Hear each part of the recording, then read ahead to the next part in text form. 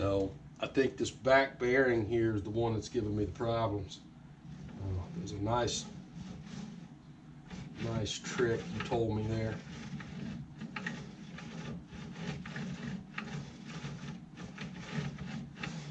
It feels terrible as it's going back and forth. This one's nice and smooth right here. I'll hold this one and move it back and forth.